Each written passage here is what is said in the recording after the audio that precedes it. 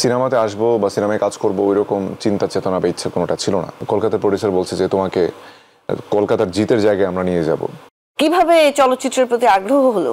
চলচ্চিত্রের প্রতি আসলে আগ্রহ ছিল না, চলচ্চিত্র এসে আসলে আগ্রহটা তৈরি করেছে আর কি, মানে সেটেল ম্যারেজের মতো আর কি অনেকটা।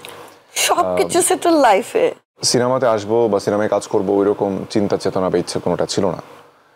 তো আমার 2016-এ আজিজ ভাই যখন আমাকে সিনেমার অফার করে, তখন আমার কাছে অফারটি একটা সুইটেবল অফার মনে হয়েছে, যে একটা নিউ কামারের জন্য ইটস এ বিগ অফার। কারণ রক্তছবি যে স্কেলে হয়েছে, প্রায় 5.5 থেকে 6 কোটি টাকা বাজেটের একটা জয়েন্ট ভেঞ্চার ফিল্ম, আর অ্যাজ এ নিউ কামার একটা জয়েন্ট ভেঞ্চার ফিল্মে লিড কাস্টিং হিসেবে কাজ করাটা আমার কাছে তখন মনে হয়েছে যে I should not miss this chance.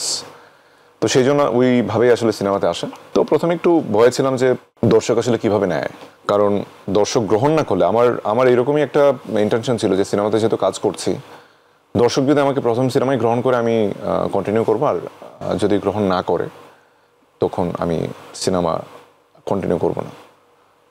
যখন সিনেমাটা রিলিজ হওয়ার পরে যখন দেখলাম যে না, মানে এত বেশি পজিটিভ রেসপন্স, মানে প্রত্যেকের মুখে একটাই বাক্য ছিল যে মানে he is going to be something big in our industry.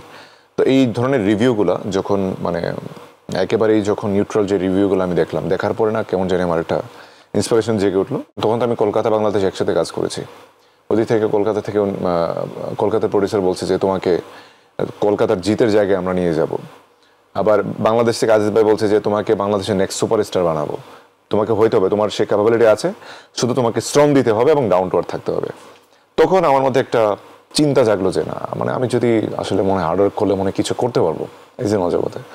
That's how actually সিনেমার প্রতি আমার আগ্রহটা আস্তে আস্তে স্ট্রিম হতে থাকে, এবং ব্যাক টু ব্যাক আলহামদুলিল্লাহ তখন থেকে আমার প্রায় 10 থেকে 15টা সিনেমায় কাজ করা হয়েছে।